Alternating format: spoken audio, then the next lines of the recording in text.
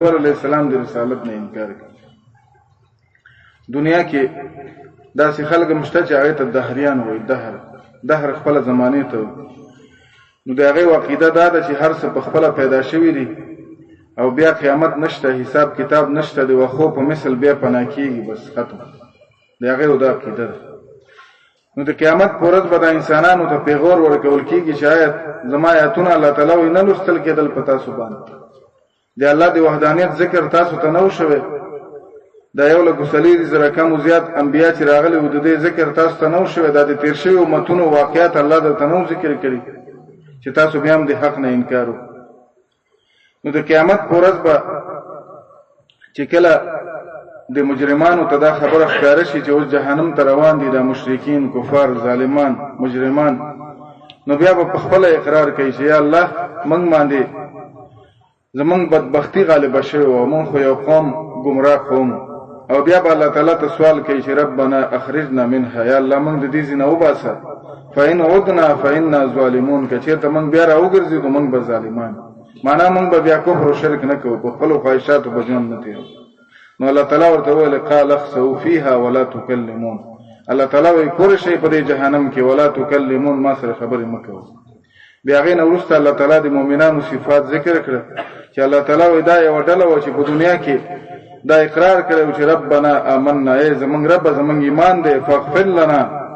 موږ ته بخښنه وکړې، ورحمنا، موږ باندې رحم وکړې، وانت خیر الراحمین. الله تعالی وایي تاسو مؤمنانو باندې ټوکې کولې، چا چې دنیا کې د ایمان اظهار کوو، اقرار یې کوو او د خپل رب بندګي کوله، تاسو په هغې باندې استهزاء کوله، ټوکې هم کوله. الله تعالی وایي نن ورځ د مؤمنانو دپاره بدله ده زما سره، په دې وجه چې الله تعالی وایي صبر یې کړی، انهم هم الفائزون. الله تعالی وایي دا کسان کامیاب. الله دې په دغه کسانو کې موږ هم داخل کړي. الله تعالی وایي چا چې دنیا کې د خپل رب معرفت کړی دی، صبر یې کړی دی، تکالیف راغلي پې، امتحانات راغلي د کفارو مشرکینو طرف نه په دې باندې ظلم شوی دی، استهزاء شوی ده، لیکن دی صبر کړی. الله تعالی وایي دا کسان کامیاب. او هغه کسان چې دنیا کې د خپل رب معرفت نه دی کړی، بس په خپلو خواهشاتو ژوند تېر کړی دی، کله مخلوق ته فریادونه کوه، کله انبیاو ته، کله ملائکو ته، کله یو ذات ته، کله بل ذات ته. الله تعالی وایي د قیامت په ورځ به دی په جهنم کې.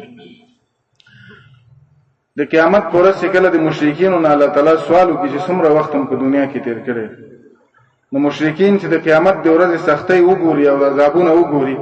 نو د قیامت د دنیا ژوند به دی ورته ډېر کم ښکاره شي او دی به اقرار کوي چې موږ یو ورځ یا څه حصه د ورځ تېره کړې ده. قال کم لبستم فی الارض عدد السنین. قال الله تعالی به ورته ووایي کم لبستم، څومره وخت هم تېر کړی تاسو، فی الارض په ځمکه کې، عدد السنین په شمار د کلونو، څومره وخت هم په دنیا کې تېر کړی. د قیامت د ورځې داسې سخت عذابونه دي، داسې سخت حالات دي چې دنیا کې د څومره راحت ژوند تېر کړی او د قیامت د ورځې عذاب سره مخامخ شوي، هر څه به درنه هېر شي او بیا به چغې او فریادونه وهي چې موږ دنیا کې ډېر لږ وخت تېر کړی. قال الله تعالی به ورته وایي کم لبستم، څومره وخت هم تېر کړی، فی الارض په ځمکه کې، عدد السنین په شمار د کلونو. قالو دی به وایي لبسنا، موږ وخت تېر کړی، یومن یو ورځ، او بعض یوم یا بعضې حصه د ورځې. فاسأل العادین، سوال وکړه د شمار کوونکو نه. دا مشرکین او کفار او ظالمان دغه کسان چې دنیا کې په خپلو خواهشاتو ژوند تېر کړی، دی به الله تعالی ته وایي چې یا الله زمونږ خو دغه خیال دی چې موږ دنیا کې ډېر کم وخت تېر کړی، لکه چې د قیامت ورځ عذاب وګوري نو دنیا ژوند به ورته ډېر کم ښکاره شي او دنیا کې به کلونه کلونه تېر کړي. قالو دی به وایي لبسنا یوما، موږ وخت تېر کړی یو ورځ، او بعض یوم یا بعضې حصه د ورځې. فاسأل العادین، سوال وکړه د هغه حساب کوونکو نه، د شمار کوونکو نه. عادین نه مراد مفسرین ذکر کوي ملایکې دي، چې دا مشرکین به الله تعالی ته ووایي چې یا الله د ملایکو نه سوال وکړه، دی ته زمونږ حالت معلوم دی. قال ان لبستم الا قلیلا لو انکم کنتم تعلمون. قال الله تعالی به ورته ووایي ان لبستم، تاسو وخت نه دی تېر کړی، الا قلیلا مگر لږ وخت، لو انکم که چېرته تاسو، کنتم تاسو، تعلمون تاسو پوهېږئ، که چېرته تاسو پوهېږئ تاسو دنیا کې څنګه وخت تېر کړی، ډېر کم وخت هم تېر کړی. دا ځکه الله تعالی ورته قلیل ویلی چې د دنیا ژوند چې دی لږ دی، د آخرت په مقابله کې څه دی، ډېر کم دی، ځکه چې آخرت خو داسې ژوند دی ابد الابد دی، نه فنا کېږي، همیشه به ځوان دی، الله نعمتونه به څه چې غواړي دی، الله وعدې دی، الله به درکوي دی. نو د آخرت په مقابل کې ځکه الله تعالی وایي چې دنیا ژوند ډېر لږ دی. قال الله تعالی ورته وی الا بستم تاسو وخت نه دی تیر کړی الا قليلا مگر لږ وخت لو انکم کچیرته تاسو کنتم تعلمون الله تعالی وی کچیرته تاسو پوهیږئ تاسو دنیا کې ډېر لږ وخت تیر کړی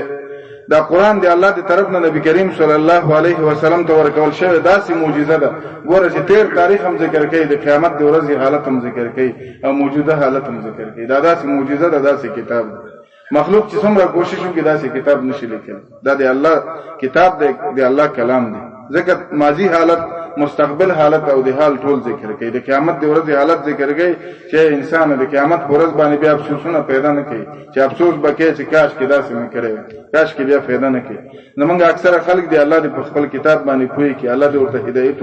کله چې ورته دعوت ورکړي دی الله طرف ته راوبلې او قیامت نه څوک سرماتي او لاسماتي راغلي بیا به ګورو هغه سات او هغه مصلحت نو د قیامت د ورځې حالت الله ذکر کوي چې ګور افسوس وکړي لیکن بیا به پیدا نه کوي دنیا کې خپل رب معرفت او پیژن الله چې درته کوم احکام ذکر کړي کوم اوامر کوم نواهی درته کړي هغه باندې ځان کوی ک عمل په وکړي کوم شي نه منع کړي هغه نه ځان منع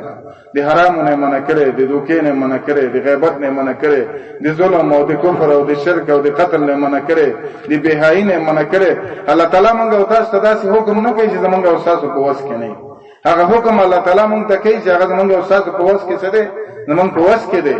د قیامت پر ورځ به انسان به عذرونه نه کوي ځکه چې عذر پیدا نه کوي د قیامت پر ورځ قال الله تعالی ورته وی الا بسم تاسو وخت نه تیر کړی الا قليلا مگر لو انکم کچیرته تاسو کنتم تعلمون الله تعالی کچیرته تاسو پوهیږئ کا عقل در سره الله تعالی لږ وخت تیر کړی ځکه چې د آخرت په مقابل کې د دنیا ژوند ډیر کم دی افحسبتم انما خلقناکم عبثا وانکم الینا لا ترجعون افحسبتم الله تعالی آیات تاسو ګمان کوئ آیا تاسو الله تعالی دا ګمان کوو انما بشک خلقناکم چې موږ تاسو پیدا کړی وي عبثا به مقصد وانکم یقینا تاسو الینا زمون طرف ته لا ترجعون تاسو باندې راګرځي د قیامت پر ورځ ګور هر انسان ته الله تعالی خطاب کوي چې دنیا کې تاسو دا ګمان کوو چې الله به مقصد پیدا کړی څه مقصد نشته خپل خواهشات پوره کوي او دنیا حاصلولو لپاره ټول وخت ضایع کوي الله تعالی به مقصد مې نه پیدا کړی دا امزاد استفهام انکاری چې شي مقصد څه دی الله تعالی دا څه ګمان مکه دنیا کې به مقصد نه یو مقصد لري چې هغه آخرت دی دنیا امتحان دی دی الله دې رضا کولو کوشش وکړه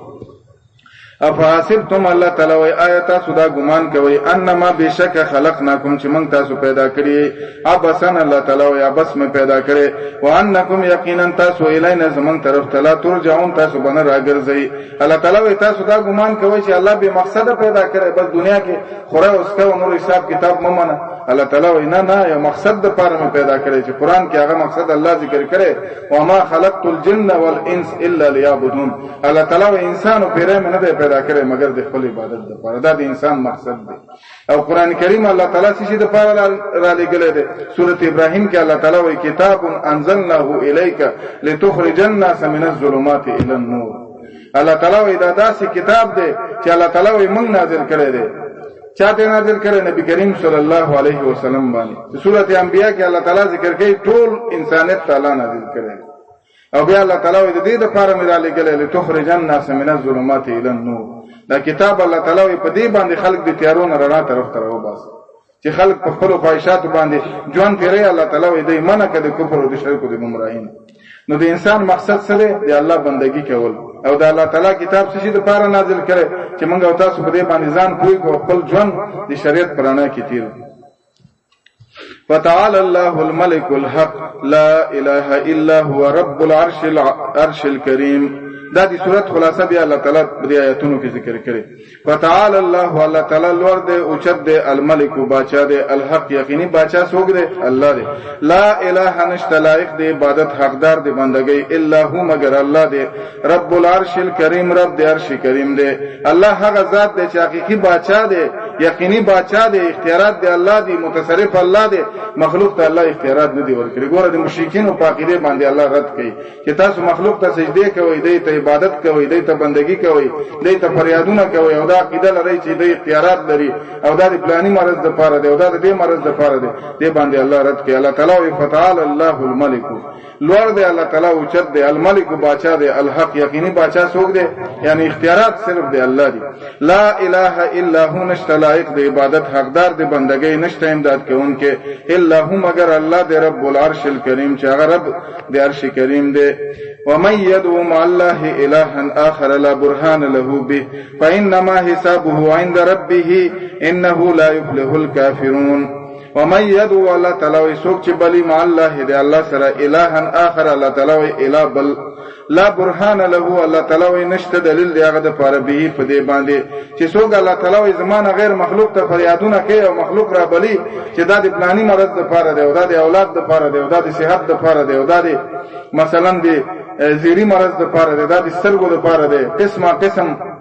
مرضونه ورته حواله کړی دي چې دا د دې سړي د دې ذمہوار دي الله تعالی څوک چې ما سره مخلوق را بری الله تعالی دې سره په دې باندې دلیل نشي لکه سورۃ یوسف کې الله تعالی ذکر کوي ما تعبدون من دونه الا اسماء سميتموها انتم واباؤكم الله تعالی تاسو د عبادت نه کوئ مگر تش د نمونه عبادت کوئ چې تاسو پلرونو د نمونه پیښی الله او د رسول له طرف نه داسې حکم مونږ ته راغلی چې فلانه بابا د لیوانو د پاره دی فلانه بابا د زیری د پاره دی فلانه بابا د اولاد د پاره دی الله تعالی دا نمونه تاسو پلرونو یې خېدي دی الله د طرف نه په دې باندې هیڅ دلیل نشته ما انزل الله بها من سلطان ان الحكم الا لله فیصله چا په اختیار کې دي امر الله تعبدوا الا اياه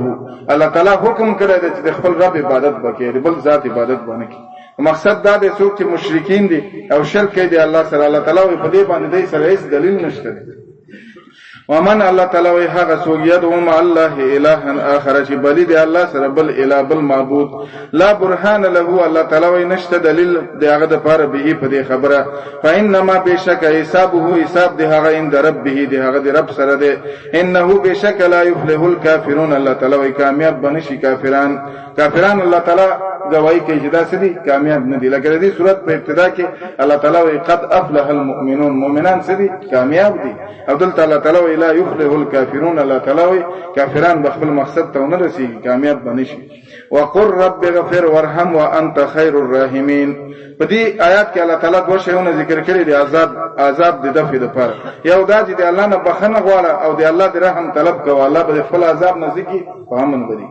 قل الله تعالی ورته وای ربي زما رب اغفر بخنو کې ماته وارحم او رحمو کې وانت خير الراحمين او ته ډیر بهتر رحم کوونکې قل الله تعالی ورته وای ګور هر انسان ته الله خطاب کوي رب اغفر ای الله بخنو کې ورحم او رحمو کې وانت خير الراحمين او ته سي بهتر رحم کوونکې دی الله نه نور رحیم ذات شته مهربان ذات شته الله نه بخنه غواړي دی الله طرف ته متوجه شه دی الله نه امداد غواړي دی الله نه غیر د څوک نشي خلاصول د دې صورت امتیاز